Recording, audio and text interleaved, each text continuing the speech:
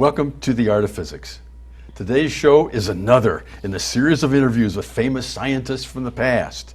This is all set up by the efforts of our very own Minion Improbable, or as we like to call him, M.I.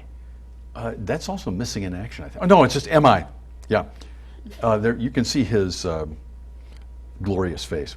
I know my Minion friend wouldn't like me to say this, but M.I. is this program's version of the ship of imagination from Cosmos. Oh, yes, those guys. Hello. Hey, oh, ketchup maki. See.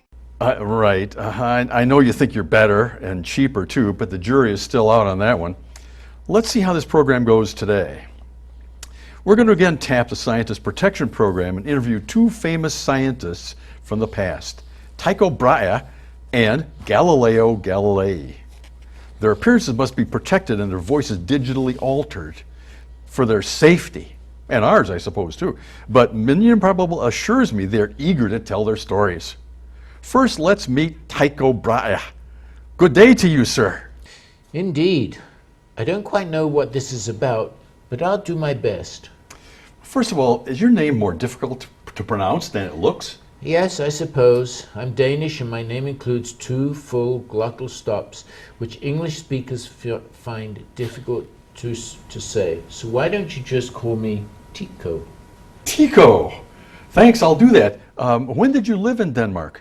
I resided on this earth from 1546 to 1601. I expected to live longer, but I made a little mistake in 1601. You see, I went to this party and... Can we start with a little about your earlier life, please? No, very well. I was raised mostly by my uncle Jürgen and aunt Inga. They were childless and they kidnapped me at the age of 2. Kidnapped? What did your parents do about that? Nothing. My aunt and uncle were childless and my parents had promised them a boy child. That they turned out to be me. Wow, that must have been a very difficult childhood for you. Not at all. They were quite wealthy and treated me well. They saw to it that I had a first-class education. So that's how you started to study astronomy? Almost. My uncle wanted me to study law, but my early education was quite general. I was mightily impressed by an eclipse I saw when I was 14, especially because it had been predicted in advance. I kept astronomy in my studies from then on. But before you were even 25, I understand that several challenging things happened in your life. Oh yes, King Frederick was thrown off his horse into the river. My uncle jumped into the water and saved him. The difficulty was that Uncle Jordan contracted pneumonia and died. As if that wasn't enough, my father died several years later. Fortunately for me, my other uncle, Steen Billy, helped me build an observatory from which I witnessed a strange happening. A new star, never before seen, appeared in Cassiopeia. I called it a nova, and I became convinced that astronomy was the profession for me. Wow. Well, tell us about the significance of that nova that you saw. Well, I measured it very carefully and found that it wasn't in Earth's atmosphere, and even further away than the moon. This contradicted Aristotle's ancient belief that the heavens are fixed and immutable. Many people couldn't grasp this, so I began writing and touring to spread the word.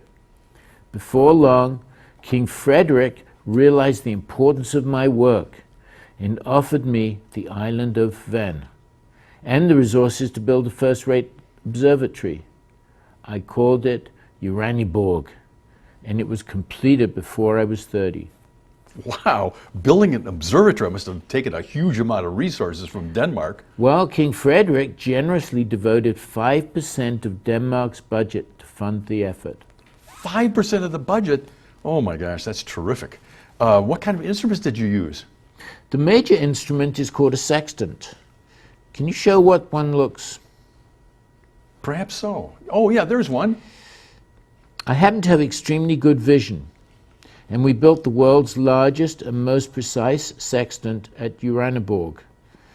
Earlier observations all suffered from inaccuracies, but the data we produced at Uraniborg was the best to date. Well, that's a child's play. A former student wrote me about a 3-powered spyglass he seen in the Netherlands. My instrument maker, Marcantonio Mazzoletti, made a better one that magnified 8 times, and I presented it to the Venetian Senate. Oh, so you're the famous Galileo. What year did this glass thing occur? It was about 1609, 8 years after you died at the age of 53. Galileo, you lived from 1564 to 1642, almost 80 years. See, but the last few years weren't too much fun. But that's another story. I'm glad to see that Tycho, so I can set him straight about a few things. That's Tycho. Whatever you say. I thought you were a maths professor. Oh, well, that's the way I started. But Aristotle's ancient ideas were still dominant, and it irritated me to see how wrong some of them were. So I branched out into other fields. My problem with you, dear Tycho, is that you tried to savor some of Aristotle's idea, and they were wrong, dead wrong. Oh, I knew Aristotle was wrong. My model of the solar system did away with Aristotle's old notion that the Earth was the center of everything. I arrived at the idea that all the other planets orbited the sun. On the other hand, the sun, the moon, and fixed stars orbited the Earth just as Aristotle thought. That's the arrangement that best fits my excellent measurements. Oh, but you didn't go far enough. After I gave her the 8-power spyglass to the Venetian Senate, they doubled my salary and gave me a lifetime tenure while they scanned the harbor with the spyglass to look for arriving friends and foes. Then I built myself a 20-power spyglass, and Giovanni de Misiani called it a telescope, and the name stuck. I aimed this wonderful new instrument at the heavens, and it revealed fascinating things: mountains and craters on the moon, 4 moons orbiting Jupiter, and spots on the sun. Aristotle's old ideas about perfection of the universe were dead. It became clear that nothing orbits the Earth except the moon. All planets, including the Earth, orbit the sun. Some even have their own moons. You got that much out of a telescope? I'm impressed. It makes my sextant measurements seem second-rate.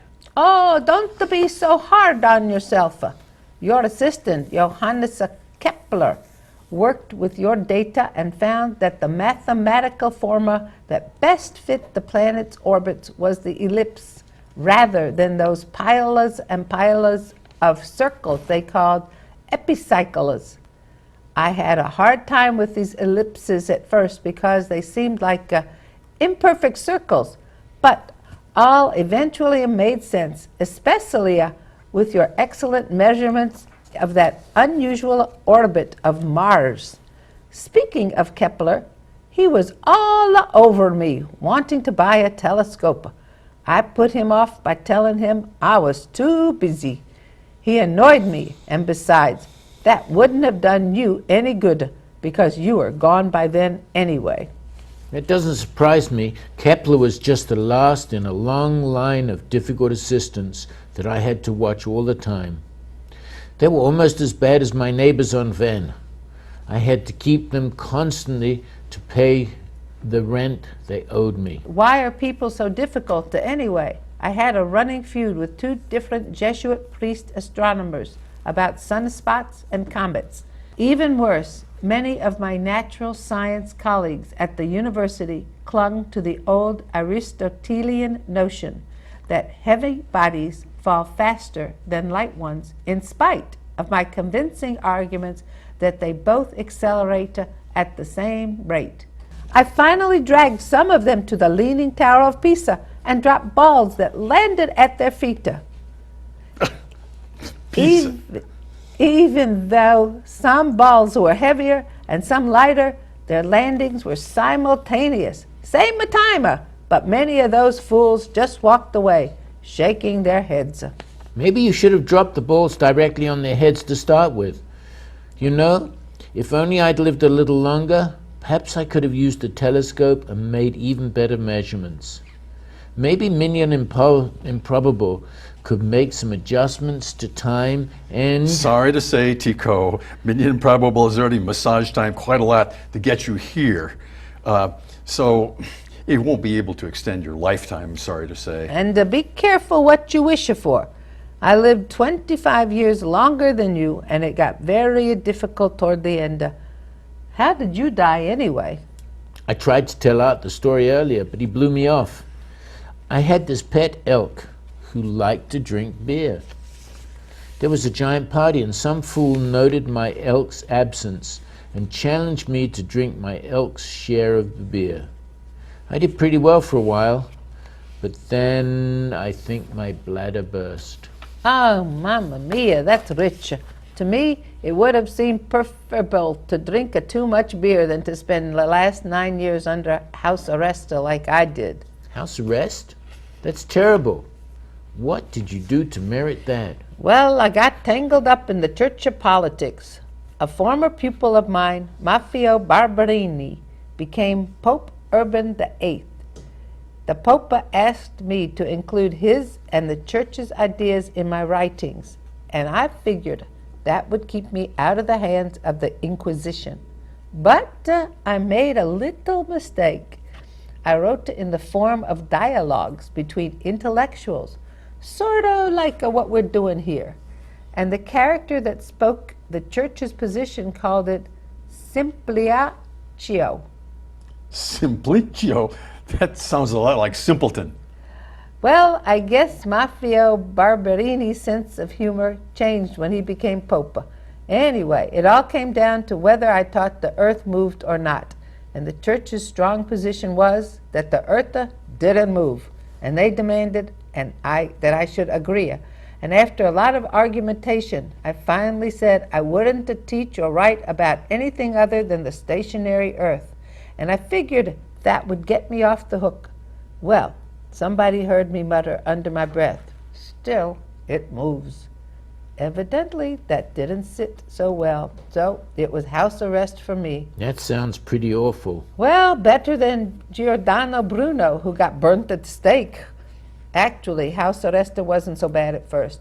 I finally got around to some writing I had been postponing a while about the motion of bodies and strengths of materials. But then my health began to go and... Enough of this talk about health. It's making me thirsty. As my elk would say, how about some beers?